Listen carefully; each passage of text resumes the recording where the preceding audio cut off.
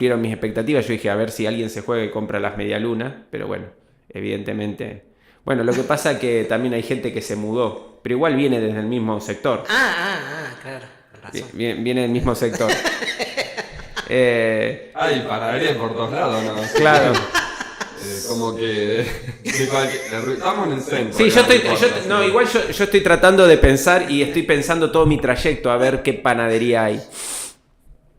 Pero no. Boludo, perdón. A media cuadra tenemos una panadería. Qué lindo que es esto, qué lindo que es En el esto. puerto, digo, en la media cuadra de donde vivimos tenés una... A una cuadra, hay sí. un par de A una panaderías. cuadra. ¿Una cuadra? Media. No, a una. Bueno, ahí está. A una Y cuadra. viniendo para acá, o sea que casi que te metes a la panadería y después llegás al programa. No, la próxima traemos las medialunas, todo, el mate.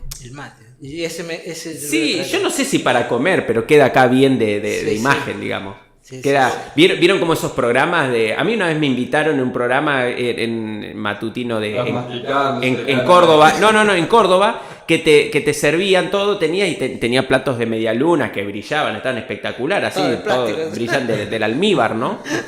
Y acá tienes todo, y vos agarrás y mirabas y te das cuenta que era más para utilería que otra cosa, o sea, no podía... Si tenías miedo de agarrarla porque era una roca, ¿no es cierto? De barniz. Suponía, claro, era más o menos así. Qué Y el frío, té, ¿viste? sí, olvídate.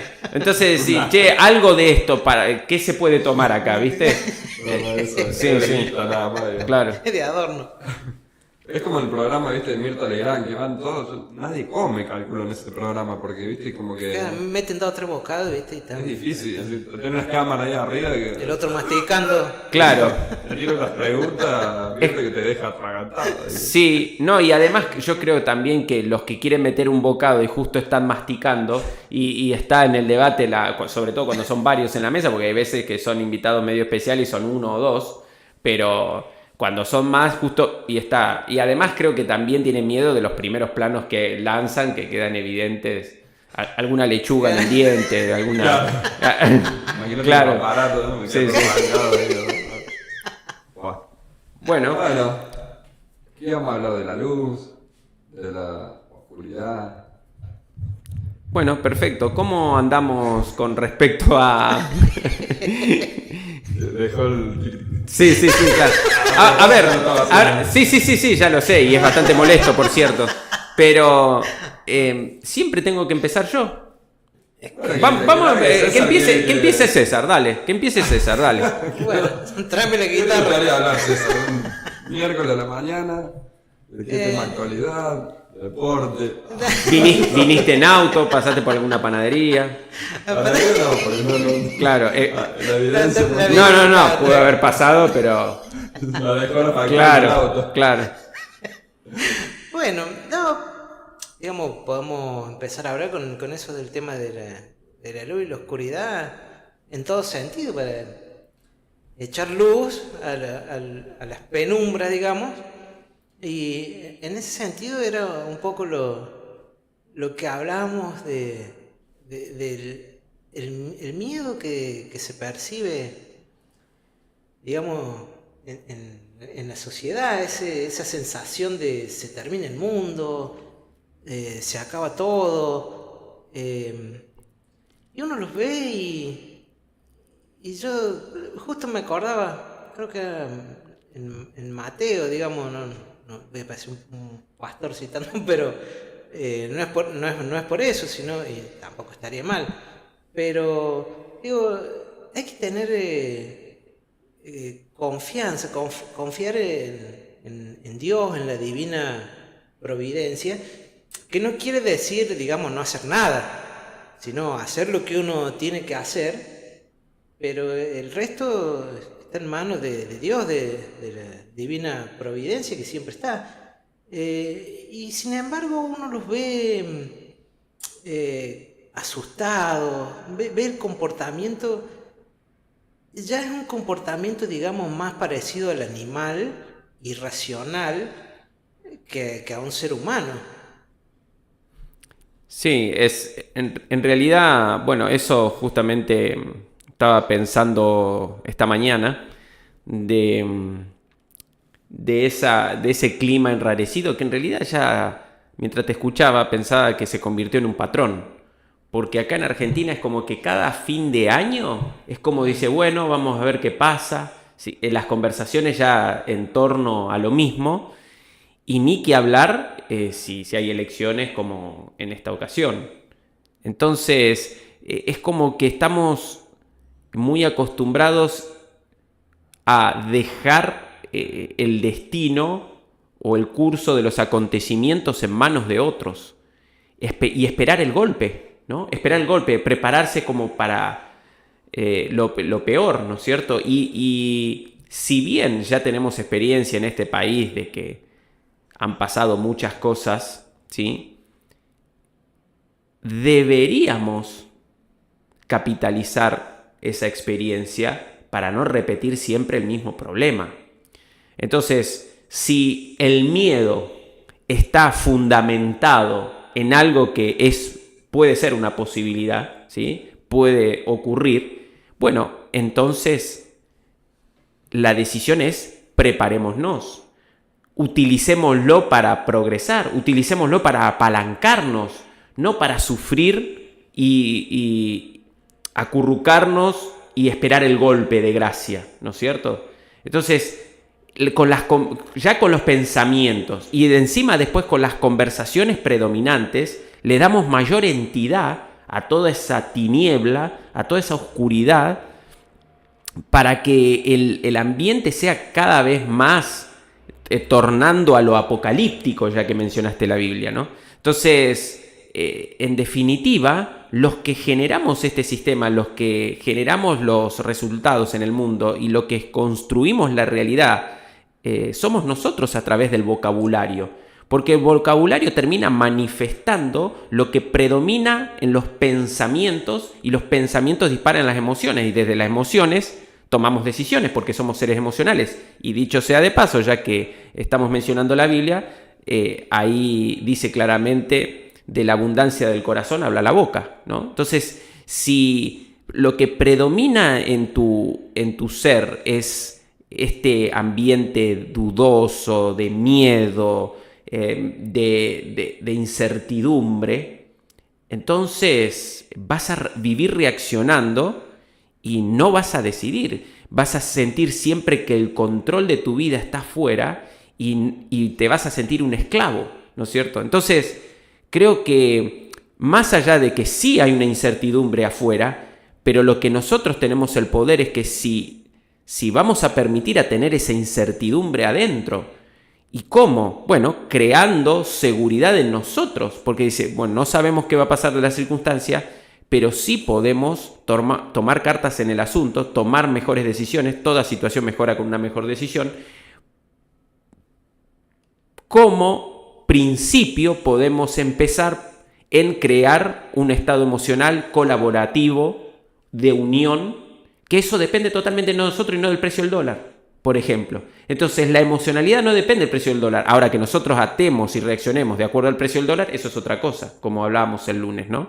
Entonces, creo que esas son las preguntas. Tenemos que empezar a hacernos mejores preguntas y a ver de cómo hacemos algo más colaborativo en virtud de involucrar a todos en lo nuevo. Porque esto es una crisis que está desafiando a un sistema que ya está obsoleto y que está pegando los últimos resabios, los últimos sacudones, que así como el ego y así como todo lo viejo, y siempre lo viejo se resiste a lo nuevo, está tratando por todos los medios de mantenerse vivo, de mantenerse vigente.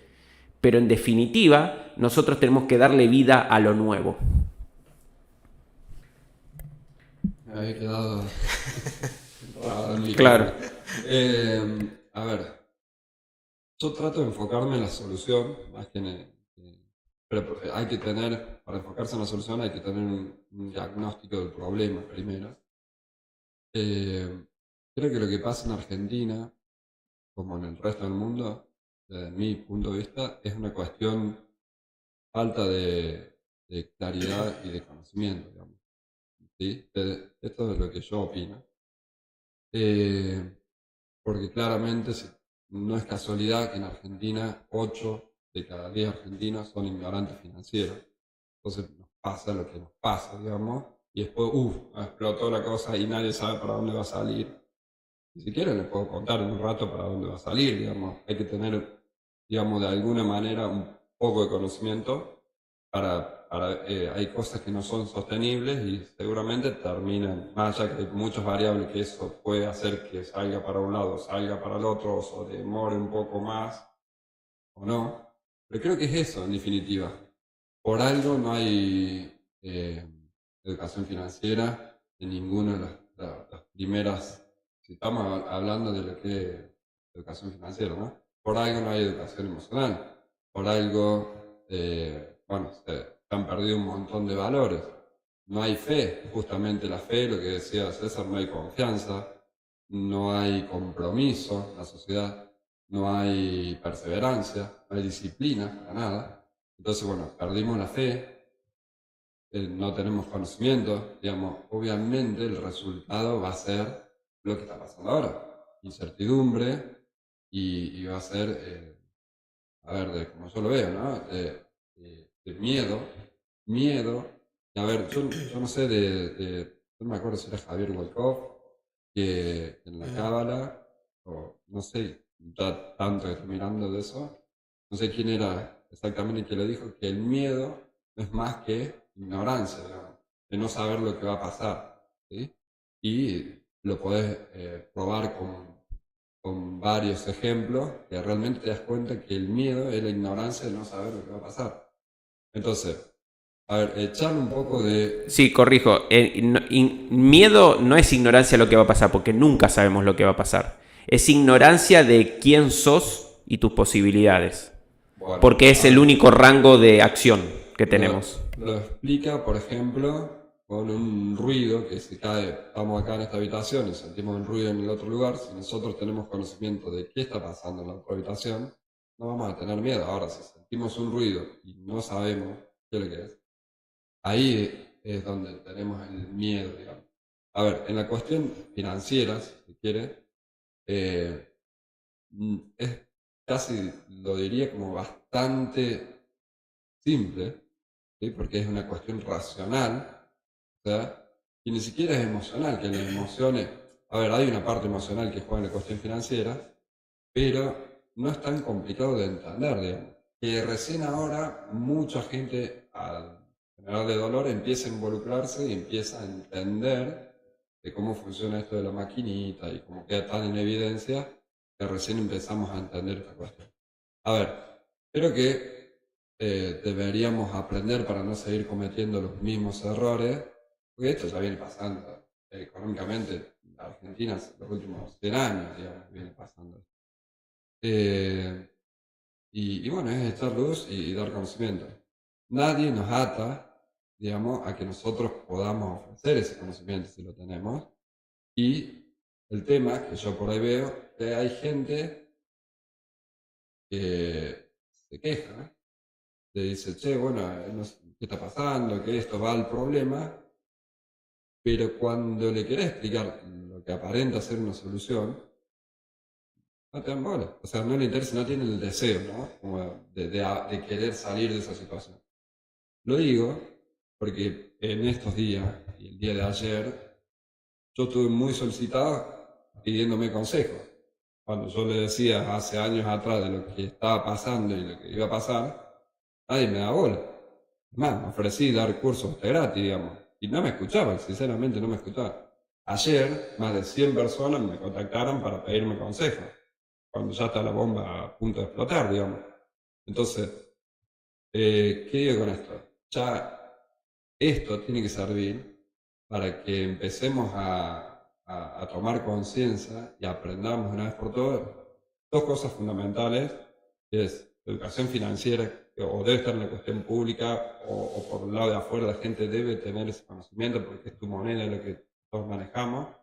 Y después la cuestión emocional, creo que es la educación emocional es importantísima y dejemos de mirar para otro lado. O sea, si no gestionamos las emociones, hasta en la economía las emociones pueden ser manipuladas y varía la economía de acuerdo a las emociones de la gente. Entonces, pero eso, la única forma de de poder entender y no tener este miedo es ponerse a estudiar y ver esa situación, digamos.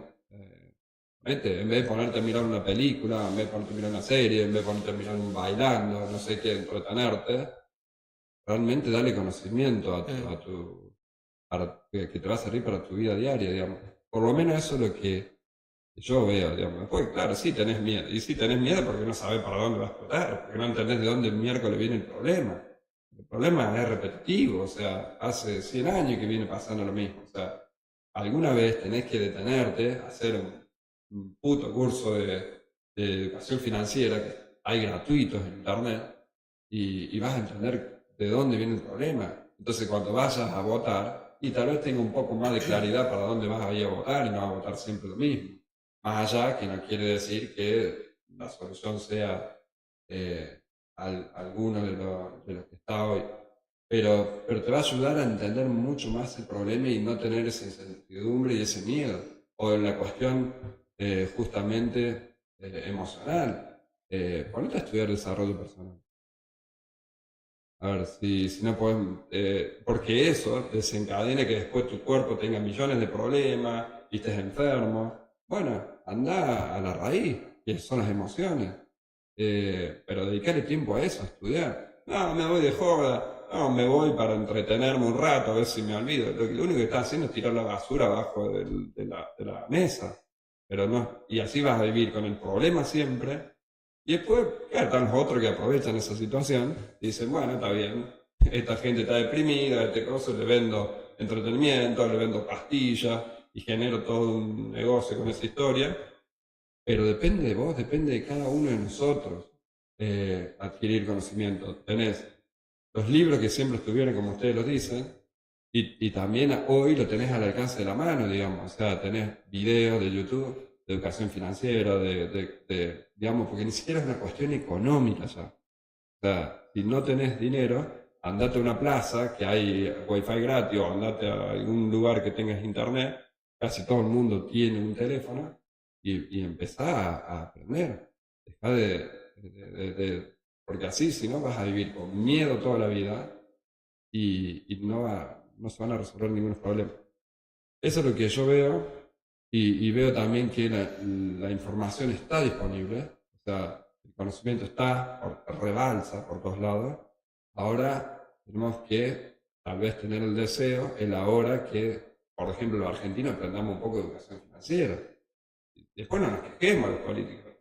O sea, el resultado, si vos sos ignorante, ¿qué pensás que van a hacer los otros? O sea, más allá que el ego al palo, pero ¿qué pensás? Te van te la van a dar por todos lados, digamos. Los palos van a venir por todos lados si no te educas en la cuestión financiera. Y la cuestión emocional, lo importante que es para entender la educación financiera y para tu propio cuerpo, para tu salud, para todo. Entonces, bueno, todo eso en internet es impresionante la cantidad de información que hay. Ahora, esa información no va a llegar si nosotros no abrimos la mente y le dejamos que eso entre, que entre esa luz y que nos saque todo el miedo, digamos. Por lo menos eso así lo veo yo, dijera Guillermo Nimo. Sí, es mi punto de vista, ¿no? Claro. Para no volver a repetir esos patrones, ¿no? Claro, bueno, es que en realidad el problema nunca son los recursos. O sea, todo lo que es información, internet, todo lo que vos mencionaste son recursos, ¿no? El problema nunca son los recursos. El problema siempre está en el ámbito del ingenio. O sea, que es el acto deliberado de la voluntad. Entonces, los seres humanos tenemos un gran beneficio y a la vez un gran problema, que es el libre albedrío, ¿sí? Entonces, podemos elegir hacernos bien, o hacernos mal. Entonces, el mismo recurso lo podemos utilizar a nuestro beneficio o nuestra contra, ¿sí? Lo mismo que la mente, ¿no? La mente puede ser una gran aliada o nuestro principal enemigo. El ego puede ser nuestro aliado e impulsor y puede ser también nuestro boicoteador. Entonces, y es más fácil quejarse que cambiar.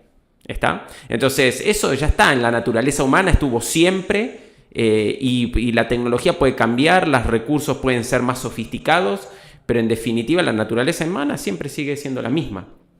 Entonces, si bien sí, adhiero también a lo que decís vos, de que por todo esto que estamos hablando, y lo hablamos creo que siempre, creo que también hay un componente que tiene que ver con algo de lo que vos tocaste, que tiene que ver con el deseo, y, y ya trasciende en lo espiritual, ¿no? Ya va hacia lo espiritual, porque yo mentalmente, yo puedo especular, mentalmente puedo llenarme de información, mentalmente puedo, todas esas cosas, pero si no lo asocio a un sentido, un propósito mayor, más trascendental, eso no va a ser sostenible, ¿no? Eso no va a ser sostenible, eso va a quedar ahí. Entonces, si me quedo en la cabeza, no vivo. De hecho, se vive en la emoción, ¿no?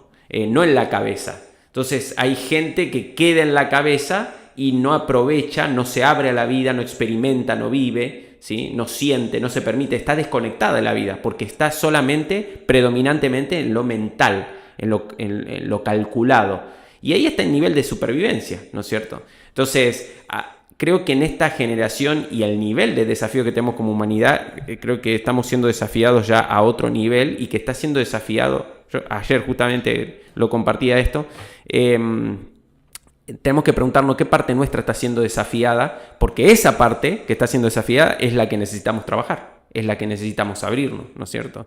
Y también otra cosa, para redondear, que también tenemos que tener en cuenta los que hablamos, los que de alguna forma ejercemos liderazgo y la influencia, los comunicadores, todo, es las palabras que utilizamos para describir la realidad, ¿sí? Porque esto, por ejemplo, de la bomba, que la bomba va a explotar, eso tiene una asociación emocional de supervivencia terrible, tremenda, y el sistema nervioso actúa como si fuera que estamos en una guerra, que estamos en la Segunda Guerra Mundial, en la Primera Guerra Mundial, que tiene que correr por su vida y ya no piensa, ya reacciona, ¿sí? Y no va a explotar ninguna bomba. ¿Qué bomba va a explotar? ¿Qué es lo tan grave? Entonces siempre en este país, siempre, no, se termina, no, esto va terrible, no, acá no va a quedar ni el loro, no, yo tengo más de 40 años y esto lo vengo escuchando de siempre, incluso hasta las visiones apocalípticas de que se acaba el mundo y de todo eso, también de eso he escuchado un montón, gente que también ha tomado decisiones en virtud de ello, que en algún momento obviamente se va a acabar, pero no se puede estar viviendo constantemente que las cosas cotidianas están poniendo en jaque la supervivencia, porque así nunca vamos a poder tomar decisiones sostenibles en el tiempo, no nos vamos a desarrollar, no vamos a poder crear y siempre vamos a tropezar con la misma puta piedra. Sí, yo concuerdo totalmente con lo que han dicho. Y también el tema es la información y la desinformación. Porque es cierto, hay información por las tecnologías, por las nuevas tecnologías, está más disponible y más al alcance de las personas, pero también la desinformación. Y los medios de comunicación, sobre todo los medios masivos de comunicación, hablamos de la televisión y las radios, por ejemplo, realmente desinforman. ¿Por qué? Porque ideológicamente están a favor de uno u otro lado, entonces la información que dan no es fidedigna. Entonces, más que informar, desinforman o muestran una parte de la realidad y no toda, con lo cual es también desinformar. Yo siempre recuerdo, por ejemplo, la historia de la familia Rothschild, los grandes banqueros, uno de los grandes banqueros, que tampoco son los más importantes. Un día hablaremos también de la historia de los verdaderos amos del mundo. Amos terrenales, aclaremos, o sea, y muy pasajeros, pero que son los que toman en el fondo las grandes decisiones. Pero por ejemplo los Rothschild, hablando de esto de la desinformación, durante las guerras napoleónicas ahí hicieron la gran diferencia y desde ahí se convirtieron, unos 300 años, poco menos se han convertido en una de las grandes familias más adineradas, pero justamente en base a la desinformación, porque en la batalla de Waterloo, por ejemplo, a propósito mandaron el comunicado a Londres, donde era digamos, la base comercial del mundo en ese momento, de que Napoleón estaba ganando la batalla. Entonces todos enloquecidos por miedo y desinformación, ignorancia, vendían las acciones, vendían todo, entonces ellos compraban. Resulta que después, la cuestión es que Napoleón nunca fue ganando la última batalla, que fue la única que perdió. Entonces, eso tiene que ver mucho con lo que vemos en las noticias, en los medios locales, incluso lo podemos ver, que cada uno tiene su corazoncito en un lado o en otro. Y también hay que recordar que a la gente no, a la mayoría, nunca es bueno generalizar, pero sí hay mayorías y sí hay minorías, eso es una cosa natural y obvia. A la mayoría no le gusta conocer la verdad. A la mayoría de las personas se resisten a saber la verdad, como si no conociéndola sufrieran menos. Por eso incluso desde la medicina en algún momento se planteó, y a un enfermo terminal, ¿es mejor decirle la verdad que se va a morir o mejor mentirle y decirle que no, que se va a recuperar, que va a estar bien? Hubo inclusive una discusión ética a nivel médico a ver qué era lo más acertado. Pero esto, el trasfondo es porque a la gente, a la mayoría, no le gusta conocer la verdad. ¿Por qué? Porque la verdad a veces es dura, porque la verdad a veces es un tanto cruel. Y entonces nos puede o tanto golpear el ego en el sentido de una relación amorosa, de que te digan no te amo, no te quiero, y es muy doloroso. Uno prefiere no escuchar eso y hacer de cuenta que te digan te amo, soy el amor de mi vida, y porque eso es más lindo. Bueno, el que se está muriendo se plantea la misma situación. Y esto viene a colación con lo que pasaba, por ejemplo, con Winston Churchill. Durante la Segunda Guerra Mundial le estaban dando un palizón terrible a los británicos. Había pasado lo de Dunkerque, en donde tuvieron al límite de la derrota definitiva, que por providencia divina no sucedió. Curioso, algún día también comentaremos datos curiosos sobre eso. Pero en los discursos, Winston Churchill no le mentía a la gente. Él era sincero porque le estaban cayendo las bombas encima, estaban tratando de evacuar a los que se habían salvado en Dunkerque, entonces mentirle a la gente no tenía ningún sentido. ¿Qué hizo? Por el contrario, les dijo y les prometió sangre, sudor y lágrimas. Pero les puso un objetivo, la victoria, porque era el bien contra el mal, así lo definía él. Es decir, una cuestión de vivir o morir. Entonces decidió decirle, acá va a haber sangre, sudor y lágrimas, pero resistan, aguanten, que vamos a triunfar, que vamos a ganar. La historia fue clara, ganó Winston Churchill. Ahora, la pregunta es, ¿hay algún político en Argentina que nos haya dicho la verdad como lo hizo en su momento Churchill? Es una de las preguntas para debatir en la mesa y que la gente también lo tenga en cuenta. La segunda pregunta, como el pueblo británico aceptó la verdad, la asimiló y fue capaz de sobreponerse, ¿el pueblo argentino, los ciudadanos, están preparados para escuchar la verdad y en base a eso actuar? Esas son dos preguntas que deberíamos hacer.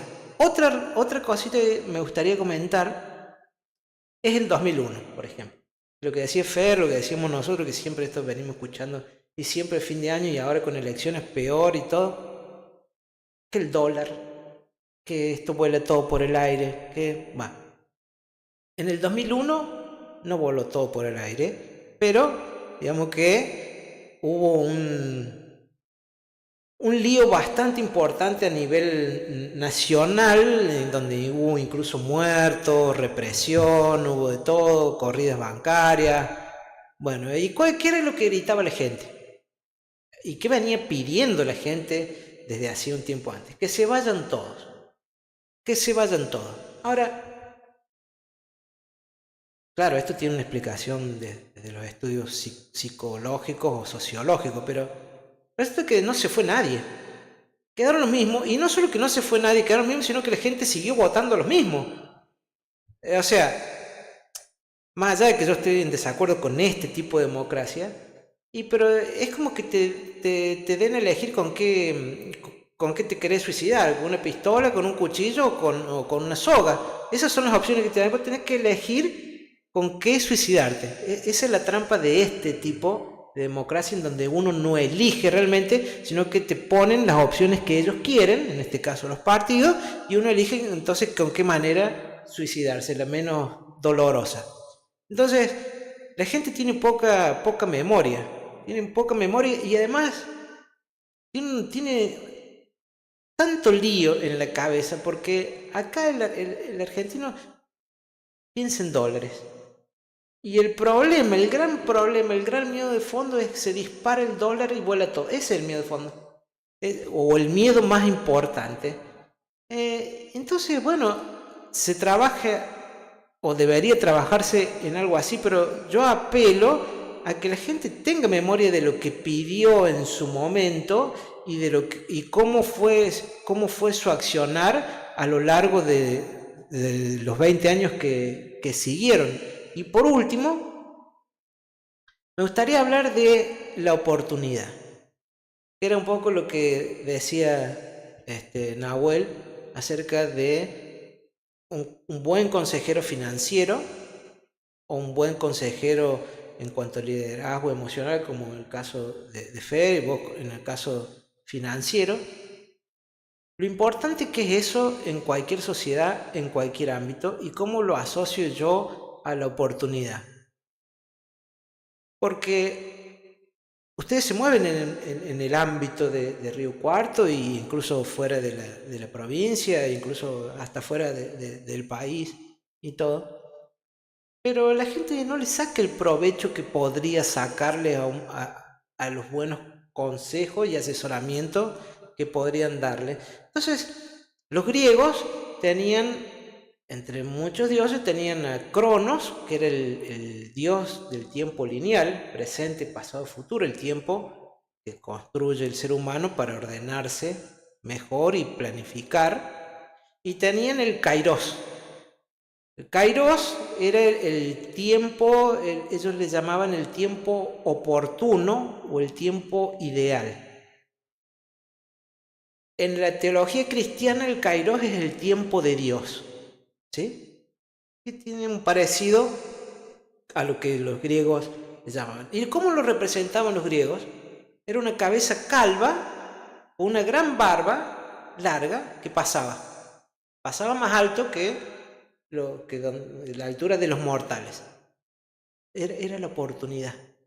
Y pasaba el Kairos. Entonces, los griegos decían que había gente que saltaba y alcanzaba, era tan rápida la cabeza que alcanzaba a manotear la barba de esa cabellera. Y entonces, esa era la gente que tenía éxito, que triunfaba, porque alcanzaba la oportunidad, el Kairos, el tiempo preciso, el momento justo, el aprovechar la oportunidad. Y por ejemplo acá en nuestra ciudad y alrededores no se aprovechan, para no hablar de todo el país, sino acá en nuestra casa, no se aprovechan las oportunidades de buenos consejeros, como el caso de ustedes dos, que pueden dar luz, que fue el comienzo de la charla, dar luz y disipar un montón de oscuridad y tinieblas y darle claridad, certeza y proyección de futuro, tanto en lo emocional, en lo organizativo o en lo financiero, en el caso de Nahuel. Entonces, creo que las personas, además de reflexionar sobre este tipo de cosas, debe aprender a aprovechar el kairos, que a veces lo tiene tan enfrente y el árbol no le permite ver el bosque. Entonces lo importante que es eso, y ya para redondear, la providencia divina, o sea, las sociedades no se suicidan. O sea, eso está claro y está demostrado a través de milenios de diferentes civilizaciones. Entonces, ¿cuál es el miedo que hay? Bueno, si tiene que explotar, va a explotar. ¿Qué va a hacer? Vas a tener miedo. Los griegos también decían, el que tiene miedo muere muchas veces antes de morir en batalla. Es una tortura mental increíble. Entonces, gente, si el dólar tiene que estar a 5.000, va a estar a 5.000. Y que tengan miedo no va a cambiar que eso suceda. Lo que va a cambiar que eso suceda o que esa situación se revierta va a ser dejar de tener miedo, aferrarse a la oportunidad y tener la esperanza en la providencia divina que siempre está, pero que si nosotros no actuamos por sí solos, la providencia divina, por lo mismo que decía del libre albedrío, no se produce ningún cambio. Entonces, creo que hay un montón de cosas que la gente debería dejar de mirar pavadas, noticieros, medios de comunicación y ponerse un poquito a pensar en frío, que ahí es donde verdaderamente se encuentran las soluciones. Bueno, yo en realidad, con respecto a las preguntas que mencionaste, que son interesantes, hay algo que, con lo último que dijiste, que con respecto al miedo, yo recuerdo la historia, el relato de Gedeón, que fue un juez de Israel, en el que tenía que pelear contra las madianitas, los amalecitas, bueno, y tenía diferentes estrategias de guerra. Obviamente eso, uno se puede quedar como un relato, una historia de ese momento, o el trasfondo y la simbología desde lo espiritual y lo que realmente profundamente podemos capitalizar para el día de hoy, ¿no? Y tiene que ver con toda la preparación, la previa de ese ejército, ¿no? Que obviamente en ese tiempo no había la tecnología que hay hoy, entonces dependían mucho en cuanto a recursos y comparaban cantidades, ¿no?, de soldados. Se tomaba en cuenta, se mandaba espías para ver con cuántos soldados contaba el ejército oponente y para ver cuál era la estrategia que iban a utilizar. Y llegó un momento en que el relato dice que Dios le dijo a Gedeón que tenía demasiada gente. Y eso era algo totalmente loco, porque nunca hay demasiada gente para ir a la guerra. O sea, demasiada gente. Entonces le da una prueba y le dice, bueno, llévalos a beber agua al río y fíjate cómo beben agua. Y la forma en que beben, te vas a dar cuenta, se van a distinguir los que están realmente preparados de los que no. Y también le dice, los que tengan miedo, dale un discurso, y los que tengan miedo, que vuelvan a la casa. ¿Sí? Y realmente la mayoría de ese ejército se fue. La mayoría se fue a la casa. Entonces, una de las primeras lecciones que tuvo Gedeón como juez y en ese entonces, en su experiencia como ya militar, es que si la mayoría en un equipo creen que van a perder, van a perder.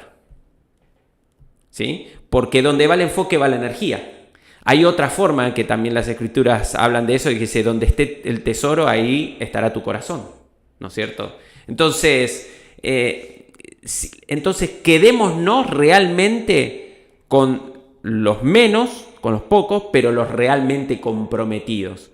Y además, también en la forma de tomar agua, los que realmente estén alerta, no están utilizando el miedo para decir ignorar, porque es muy importante también aclarar que no estamos diciendo de que hay que ignorar y que dejar que las cosas pasen. ¿sí?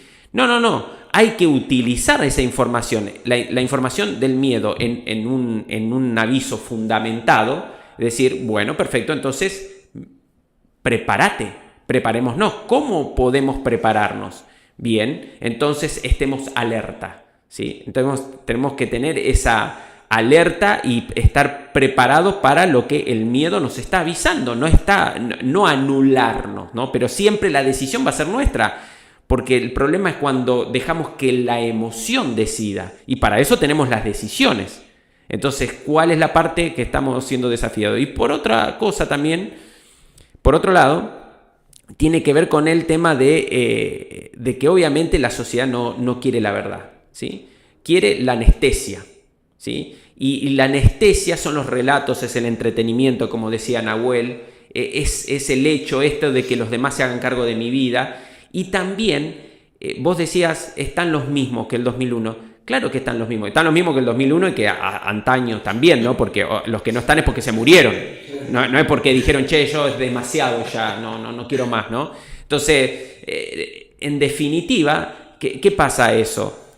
¿Por qué pasa eso? Porque justamente hay un juego perverso entre la sociedad y político del mentime que me gusta, ¿sí? Haceme sentir eso.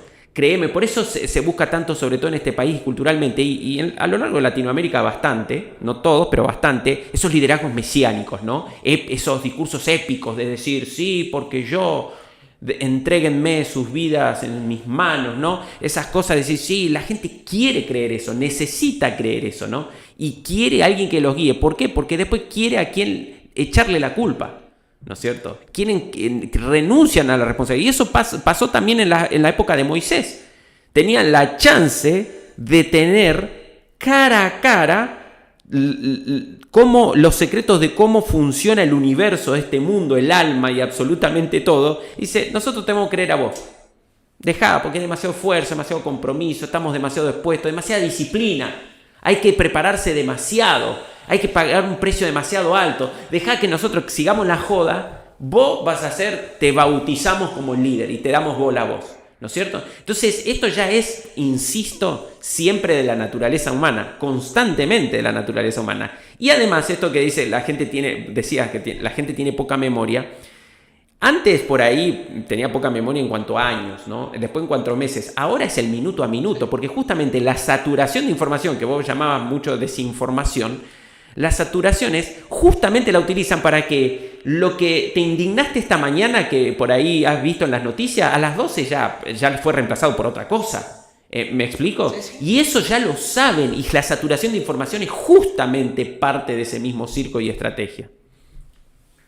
Sí, agrego lo que vos decís para sumar.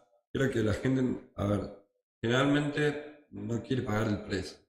Y en la cuestión financiera, por ejemplo, algunos me preguntan, ¿cuánto va a estar el dólar mañana? O ¿de cuándo va a ser el pico más alto? ¿Qué sé yo? Digo, hay tantas variables, digamos, ¿sabes que cuando me preguntan así, digo, ponete a estudiar. Y le paso 4 o 5 links con 20 cursos más o menos.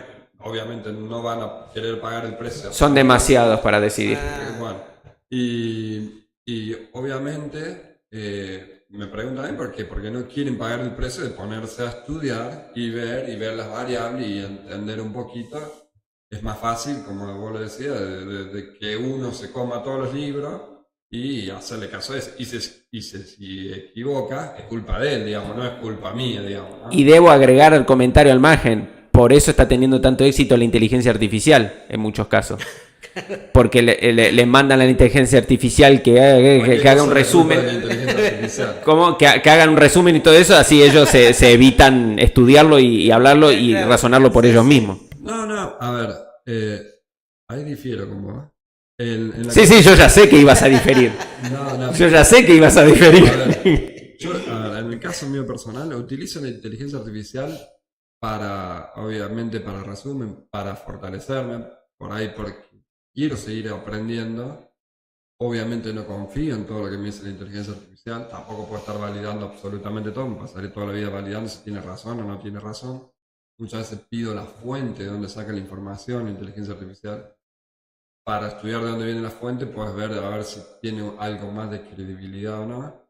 Sí, la inteligencia artificial, al tener mucha información, o toda la información que está en Internet, o toda la información del mundo, tenerla, y obviamente que es una fuente, como tiene información, es una gran fuente de información, ahora tiene una gran parte que es basura, digamos. Entonces, bueno, tenés que validar.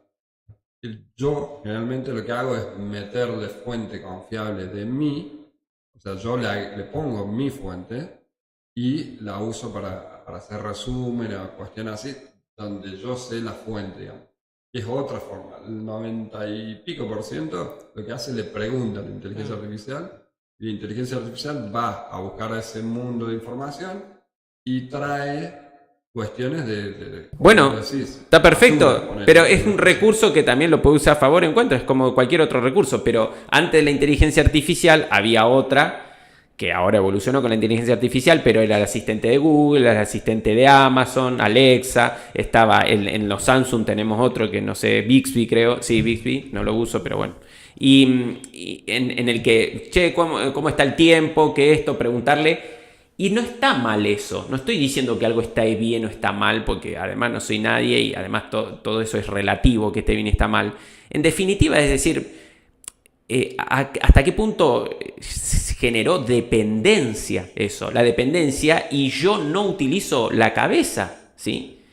Que además, un dato interesante y muy relacionado a lo que estamos hablando, ayer justamente leí un artículo, una nota del vicepresidente de colegio de psiquiatría de Argentina, dice que somos el país que uno de los que más ansiolíticos consume y que con más clonazepam se automedica.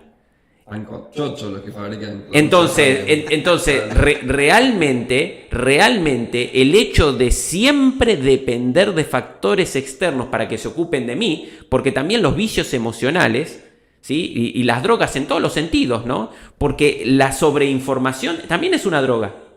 El estar pendiente de que hay que esto, ver varios portales, que esto, o sea, también es una droga. Entonces, siempre lo fácil es preguntar qué está bien y qué está mal. No es qué está bien y qué está mal, es definir cada uno cuándo es suficiente y cuándo empieza a ser demasiado. O sea, yo creo que lo suficiente, la división entre suficiente y demasiado, ¿sí? Es que todos esos recursos que estamos mencionando sean funcionales al ser humano. Empieza a ser demasiado cuando el ser humano empieza a ser funcional a los recursos. Porque todo lo que existe es en función del ser humano, ¿sí? Todo lo que existe. La naturaleza también es mucho en función del ser humano. O sea, gracias a la naturaleza comemos, ¿sí? Nos protegemos, nos proporciona oxígeno, todas esas cosas. Ahora, bueno, que hayamos tomado malas decisiones y todo, y hayamos pervertido y hayamos maltratado, y mucho también de eso por ignorancia, la naturaleza, eso es otra cosa, ¿está bien? Pero en definitiva son cosas que están a disposición nuestra. Entonces la gran pregunta que quiero tirar yo hoy en esta mesa es: ¿qué es lo mejor que podemos hacer? ¿Cuál es el mejor significado que le podemos dar a este desafío que tenemos enfrente como sociedad? ¿Sí? ¿Y cómo podemos capitalizar todo lo vivido, todo lo transitado para involucrar a la mayor cantidad de gente en este proceso e ir hacia adelante? Pero habiendo salido de esto no desde lo zafado, como que el año que vino digamos, bueno gente, ¿se acuerdan cuando hablábamos de esto? Zafamos. No busquemos zafar, busquemos ser más fuertes, más airosos, más poderosos, con más conciencia, ¿no es cierto? Y eso lo digo también, lo digo incluyéndome, ¿no? Incluyéndome, ¿por qué? Porque no estamos hablando acá desde que nosotros ya somos los superados y estamos diagnosticando de que mal la gente, porque a veces por ahí se puede oír de esa manera, pero bajo ningún punto de vista sería eso. Es justamente con la idea de proponer señalar el problema, porque primero hay que ser conscientes dónde estamos, definir dónde queremos ir, ¿sí? Pero conscientes de dónde partimos y decir qué vamos a hacer. ¿Cómo vamos a hacer?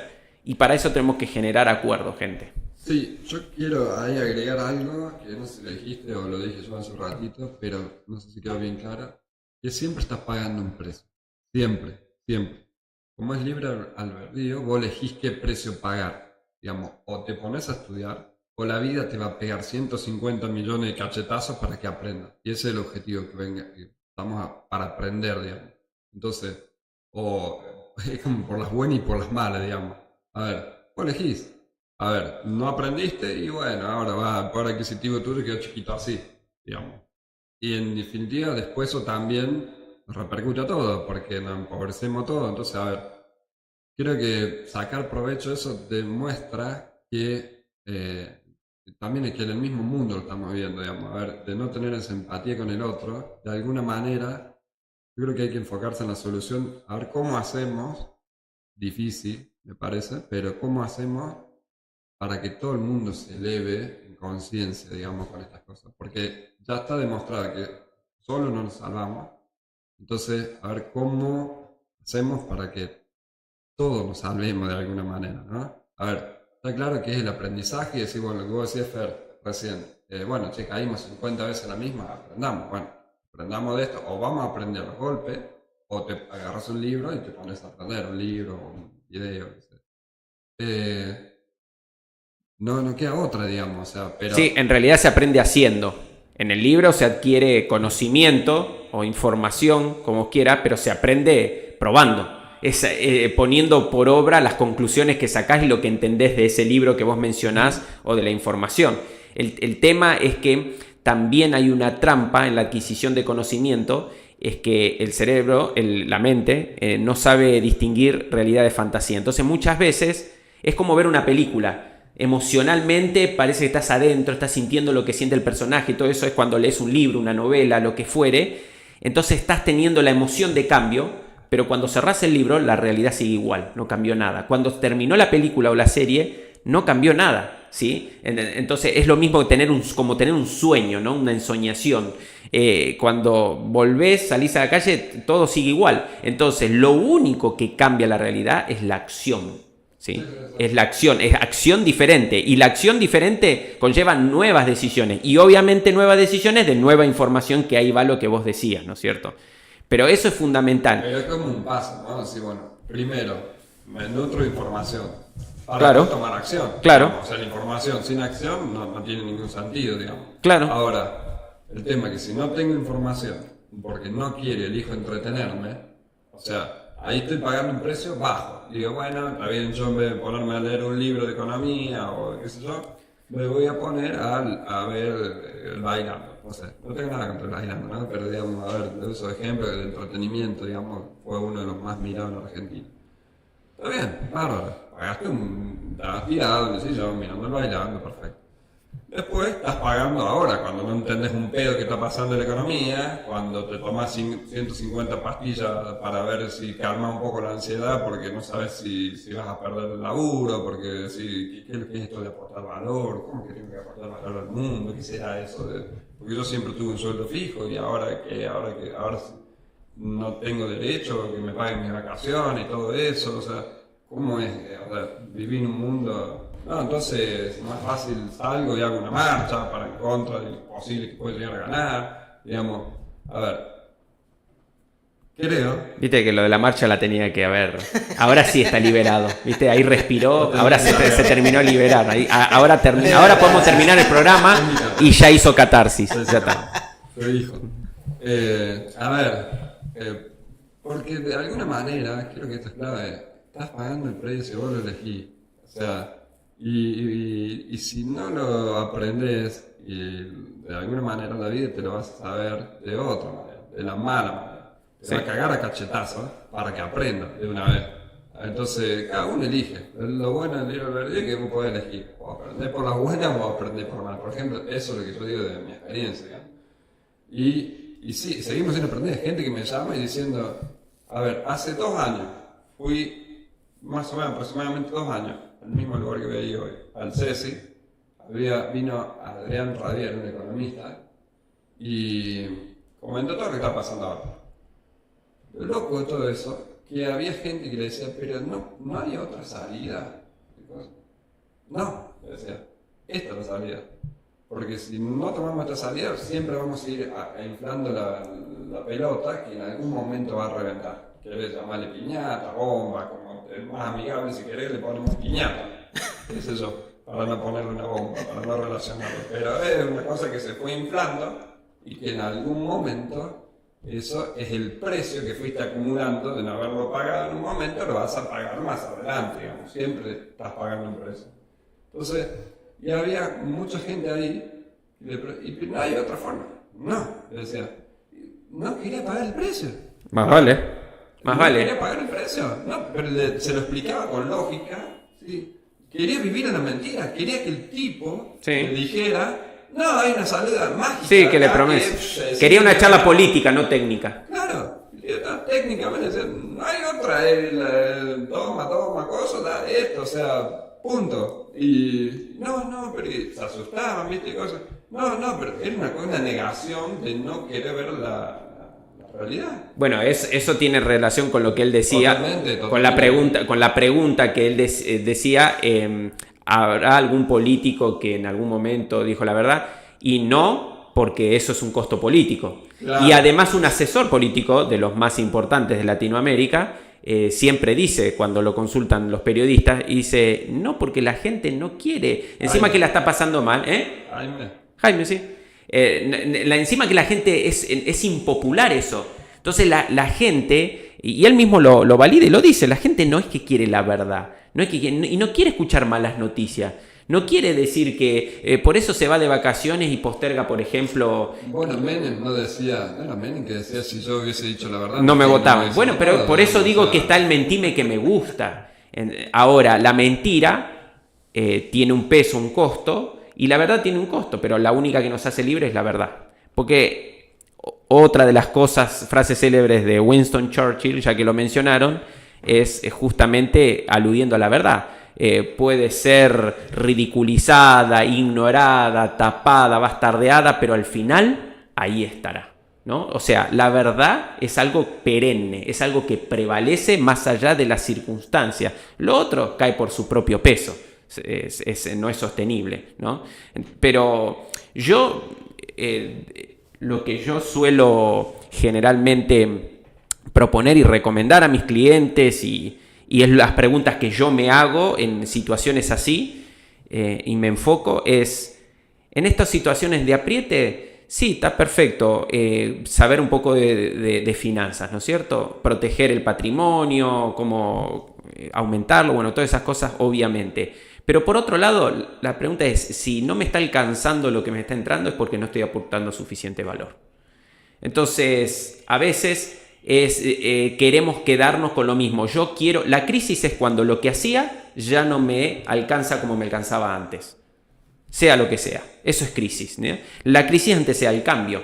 ¿Por qué? Porque voy a tener que cambiar para readaptarme y subir estándares, y esa es la forma en que la naturaleza hace que crezcamos, o si no todavía estaríamos en la caverna, ¿sí? Entonces decir, perfecto, listo, yo me tengo que... La pandemia, ¿qué hizo? La pandemia vino a desafiar todos los sistemas y las formas que teníamos, incluso rubros y especializaciones y absolutamente todo, ¿no? Entonces, la pregunta que tenemos que hacer es, realmente, ¿qué valor estoy aportando?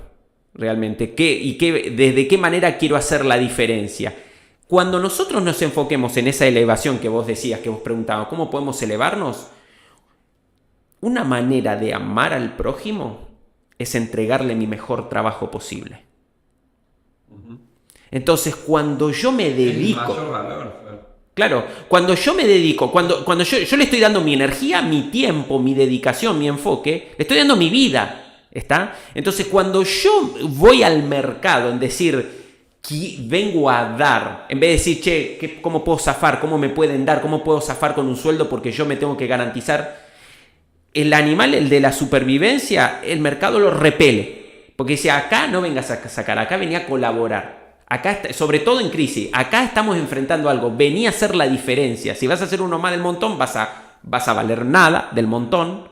Si querés venir a sacar provecho y de alguna forma lo que das no compensa con lo que recibís, chau, no va a ser sostenible, ¿sí? Y te van a repeler. Porque eso es no solamente económico, financiero, de mercado, y podemos sacar el capitalismo si quieren del medio, eso es hasta espiritual y energético, ¿sí? Eso es algo que es en todos los niveles, en todos los mundos es así, ¿sí? Entonces, ¿qué pasa? Veamos la naturaleza. La naturaleza Los árboles crecen todo lo que pueden crecer, dan las hojas, todas las hojas que pueden dar, dan todos los frutos y no esperan nada a cambio. Solamente toda la naturaleza se reinventa, se expande a sí misma. Entonces, y si no hay intervención humana, digamos, se recrea y se vivifica. ¿Sí? Y caen las hojas y se concentran en sus raíces y después para volver con mayor impulso a crecer, a reverdecer, ¿no es cierto? Entonces los ciclos, los procesos son importantes. Entonces acá está el kairos que vos decías, es un rasgo muy importante de los líderes, es saber leer e interpretar los tiempos. Entonces quizás ahora no es el tiempo de salir, quizás digo, no digo que es lo que yo pienso, pero probablemente para alguien, porque no sabemos los que están viendo o todo el mundo, no están todos en la misma estación de su vida, ¿no? Entonces, es decir, por ahí según mi rubro, mi negocio, no es el momento de salir a la cara. Por ahí es replegarme, ver un poquito en qué estoy, cómo está, en qué me equivoqué, el mercado validó, no validó, cómo está la situación y todo, y cómo puedo volver con todo. ¿No es cierto? Quizás este es el momento otoñal para vos, quizás este es un momento de invernar para vos en lo espiritual o en cuanto a lo económico, ¿no es cierto? Entonces, ahí no te va a ayudar escuchar los caballos o el galope del apocalipsis, ¿no es cierto? Los jinetes del apocalipsis, no te va a ayudar eso, porque vos vas a reaccionar a la supervivencia y vos no vas a aportar en el mercado y una de las cosas más importantes, no solamente que aportar al mercado, sino que en ese proceso creces, porque lo más importante es quién te convertís, no es lo que tenés. Nada de lo que tengas, nada de lo que adquieras va a ser algo mejor de vos. Lo único que va a ser algo mejor de vos y te va a traer plenitud es en quién te conviertas. Sí, y ahí, digo, para aportar a lo que decía, vuelvo a repetir, estoy absolutamente de acuerdo en todo, pero la pregunta, digamos, que habías tirado sobre qué podemos aportar, digamos, cosas concretas. Yo creo que habría, digamos, 3 lineamientos. Lo espiritual, en primer lugar, una búsqueda espiritual para no estar tan enfocado en lo material, porque lo único que trae paz verdadera es lo espiritual. Lo demás es mentira, es humo. Entonces, enfocarse más en lo espiritual, y digo en lo espiritual no religioso, que quien quiera buscar por el camino que más le guste y le convenga, pero sí buscar lo espiritual. Lo otro es,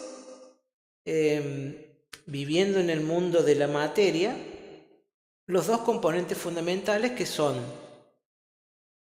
lo financiero, lo económico y lo emocional, el coaching. ¿Sí? Entonces serían, desde mi punto de vista, 3 patas en donde cada uno de nosotros deberíamos cimentarnos mejor: lo espiritual, lo emocional y lo financiero. Porque de última, como bien lo saben ustedes, o sea, lo financiero y lo emocional están estrechamente relacionados, porque es en definitiva el comportamiento del ser humano. Entonces, serían las 3 patas fundamentales. Y a eso le agrego que mucha gente, como así como no le gusta escuchar la verdad a la mayoría, no le gusta pagar tampoco el precio, también como bien decíamos. Pero lo que pasa es que muchas veces lo ven como un costo y no justamente como el kairos, como la oportunidad, sino que lo ven como un costo, como un gasto, como algo innecesario. Entonces acá en nuestra comunidad, por eso planteo yo soluciones reales y concretas, en nuestra comunidad podría ser mucho mejor a nivel público y privado, por ejemplo, si se rodearan de gente, de asesores, o contrataran asesores, paguen el precio, porque lo que vale cuesta. Entonces paguen el precio de contratar buenos asesores, tanto en lo emocional como en lo financiero, como yo lo ejemplifico con usted, pero porque yo sé, yo conozco, entonces por eso los ejemplifico con ustedes. Pero no, prefieren rodearse de los más mediocres. ¿Sí? Así son también las decisiones que toman. Porque yo, si no recuerdo mal, creo que fue Edison que decía que el secreto del éxito era rodearse de personas mejores que él. ¿Sí? Entonces, si tanto en el ámbito público, privado, comercio grande, mediano, pequeño, se rodearan y se dejaran asesorar por gente que sabe, porque no todos están dispuestos, entre otras cosas, a pagar el precio de pasar horas leyendo. No, es muy ínfima la cantidad de gente. La mayoría pretende que otro le dé la solución, pero sin pagarle al otro. O sea, son unos pícaros bárbaros. Entonces, Claro, así no pagan ni el precio de la disciplina, ni el precio, ni el costo monetario. Pero claro, entonces yo creo que hay que cimentar. Entonces, acá, en nuestra ciudad, en nuestra región, yo creo que contar con asesoramiento espiritual, o por lo menos la búsqueda espiritual, y el asesoramiento sí en lo financiero, como en el caso de Nahuel, o en lo emocional, en lo del liderazgo, en el caso de Fe, rodearse de gente que sabe y que puede sumar, aportar y cambiarle la realidad, porque lamentándose y teniendo miedo, la realidad sigue estando. O sea, no hay otra. Entonces son para mí 3 puntos concretos con los que podemos cambiar la realidad. Y ya para cerrar, digamos, mi intervención, y que tiene que ver con lo que está sucediendo, lo lamentable en el Medio Oriente, con los atentados que hubo en Israel y el ataque, reitero, de un grupo terrorista, como jamás fue un ataque terrorista, hay que decirlo, ahí no hay una guerra, ahí fue un ataque terrorista, ¿sí? En la guerra del Yom Kippur, 1973, si no recuerdo mal, Israel estaba perdiendo la guerra. Había sido atacada sorpresivamente, estaba perdiendo la guerra, estaban entrando por varios frentes, entre ellos uno de los ejércitos que en ese momento era su enemigo, que ya no lo es, que era Egipto. Estaba entrando por la península del Sinaí con cientos de miles de hombres y tanques acorazados, etc. Y las fuerzas israelíes en minoría y en la sorpresa y en tratar de solucionar y de ver cómo resistían atrincherados con las pequeñas fuerzas que tenían, esperaban el avance, o sea, ya estaban avanzando los árabes, y en ese los comandantes que estaban en esa región pedían que oraran, por eso digo el condimento espiritual, la fe, pedía que oraran, pero a su vez no le mentían, decían, bueno, acá podemos morir, esa es la verdad, acá hay dos opciones, no hay más, podemos vivir o podemos morir, pero la opción de morir está, ¿sí? Es una posibilidad y hay que asumirla. Entonces no le mentían. Bueno, ese es el líder que manejaba un poco también las emociones, el liderazgo verdadero. Y bueno, y el condimento también más importante era la fe. ¿Qué sucede? Y esto lo pueden buscar porque está en los informes oficiales del ejército egipcio. ¿Sí? Claro, tienen que pagar el costo de pasar horas buscando la información. Bueno, se lo podemos pedir a la inteligencia artificial que lo busque. Pero si quieren se lo pueden pedir a ver si lo encuentran. Pero está en los informes oficiales. Claro, claro. Que trate la inteligencia artificial con los egipcios. ¿Qué sucedió? En un momento, esperando que se los iban a pasar por encima, porque la superioridad numérica y en hombres y en carros acorazados era abismal, lo que empezaron a ver los soldados ahí eran columnas de tanques abandonados en el desierto y soldados egipcios entregándose sin armas. Filas de soldados. Esto es real, esto no estoy inventando nada. Y ya les digo, parece algo de ciencia ficción. No, pero... de hecho pasó varias veces en la historia de Israel, en sus guerras, en sus batallas. Pero no solamente en Israel. En Irak, cuando Estados Unidos invadió Irak, hubo también una cuestión así, digamos. Bueno, entonces, ¿qué sucedió? Y esto está en los informes oficiales de los militares de ambos bandos. De ambos bandos, tanto del israelí como de los árabes, en este caso del ejército egipcio. Empezaron a ver que todos parados, entonces, claro, empezaron a avanzar, porque veían que estaban todos parados, y los soldados, miles, cientos de miles, entregando a rendirse. Después, cuando los toman prisioneros, los capturan, todo, empiezan a hacer los informes, elaborar los informes para presentar al Estado Mayor. Toman esos informes los israelíes que habían tomado como prisioneros y después cuando los liberan, cuando termina la guerra, los liberan, el mismo Estado Mayor egipcio también empezó a tomar informes de qué había sucedido en ese momento. Lo que confesaron, lo que dijeron, lo que manifestaron, y así quedó registrado, los soldados, fue que vieron ángeles detrás de las fuerzas israelíes y que eran millares de ángeles que se les venían encima. Entonces, ¿qué hicieron? Tiraron las armas, dejaron todo y se comenzaron a rendir en masa. Esto que cuento puede parecer película, puede parecer ciencia ficción, pero está registrado en ambos bandos. Entonces, la reflexión final que quiero dar es la importancia de la fe en Dios, en la providencia divina, y también en los líderes, en los buenos líderes, que son aquellos que se dejan asesorar y aconsejar de gente que sabe más en determinados temas que ellos mismos. Sí, incluso añado, me estaba acordando de la famosa Guerra de los 6 días, y ahí también fue un aspecto milagroso que lo salvó, porque fue una condición del clima. Los vientos del desierto, ellos encontraron la manera porque también eran inferiores numéricamente en cuanto a recursos, porque también eran varios. Siempre se unen varios a atacar a Israel.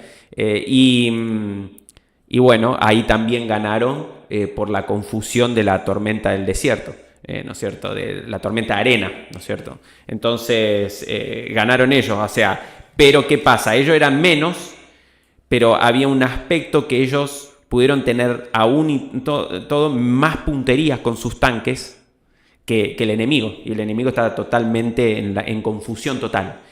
Ahora, esto de la historia moderna, ¿no? Estamos hablando del siglo XX, sí. Pero igual hay escritos antiguos también de batallas de hace miles de años, de Israel también, y también manejando, no sé, ciudad sitiada y después yendo a buscar y que todavía la comida, las cosas estén calientes y el ejército se fue sin ninguna explicación, se fueron todos corriendo despavoridos, que ni siquiera el armamento, las armaduras, los escudos, la lanza, todo eso, ni siquiera eso se llevaron porque se fueron. Bueno, hay mucho de eso en registro en la historia de Israel. Bueno, no sé si sí, nos vamos porque ya más de una hora. Bueno, muy bien. Que paguen el precio, que aprendan que acepten la verdad. Que se termina por imponer por la misma realidad, la termina imponiendo, por más que no quieran aceptarla. Entonces, acepten la realidad porque se les va a imponer igual. Y en lugar de tener miedo, déjense asesorar por gente que saben. Y antes que eso, también busquen la fortaleza espiritual, busquen el camino espiritual. Yo creo que lo espiritual, por lo menos desde mi punto de haber pasado por cuestiones financieras, emocionales y todo eso, lo espiritual es la base de todo, digamos. Y a ver, si yo tuviera que empezar de vuelta, el camino lo haría al revés, digamos. A ver, no sé, yo fui aprendiendo desde del otro lado. Ahora la base está en lo espiritual. Creo que ahí, por lo menos desde mi experiencia que yo tengo, de la Kabbalah, para mí, es superior a nada que se le parezca en cuanto a aprendizaje y todo eso. Tal vez yo tuve que vivir un proceso para poder entenderla al revés, digamos, pasar por financiero, emocional, todo eso que a lo mejor si lo hubiese agarrado al principio, no hubiese tenido la idea, no lo hubiese entendido. Ahora, eso ha hecho mucha luz sobre todas las cuestiones financieras, emocionales, la luz realmente, el propósito de vida y así sucesivamente puede estar, digamos, eso aclara un montón de cosas, así que quiero explorar en eso. Bueno, creo que eso coincidimos los tres, ¿no? Que lo espiritual es lo más importante. Así que concluyendo, a tomar decisiones y a aceptar en vez de resistirse. Nos vemos. Chao, chao. Chao, chao.